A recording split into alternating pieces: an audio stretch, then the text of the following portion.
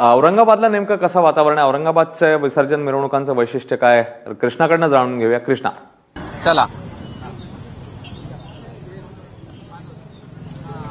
अश्विन, औरंगाबादची गेल्या वर्षानुवर्षाची एक प्रथा आहे की हे संस्थान गणपती मंदिर जे आहे ते औरंगाबादचं आराध्य दैवत आहे आणि या संस्थान गणपतीची मिरवणूक निघल्याशिवाय कुठलीही मिरवणूक निघत नाही आणि इथं सगळी तयारी झालेली आहे. आता रणजितनी जसं सांगितलं की कोल्हापूरमध्ये डॉल्बी विरहित या ठिकाणी मिरवणूक निघते, मात्र औरंगाबादमध्ये अशी काही बँड पथकं आहेत ते डॉल्बीची तुम्हाला आठवण सुद्धा करून देत नाहीत आणि तेच पथक आज माझ्यासोबत आहे आणि आपण त्यांच्याकडनं काही गाणी ऐकणार आहोत की जी महाराष्ट्रभर हे सगळं पाहत असलेल्या प्रेक्षकांना डॉल्बीची आठवण सुद्धा करून देणार नाही, कारण हे 47 वर्षापासून औरंगाबादमध्ये हे पथक सेवा देतं.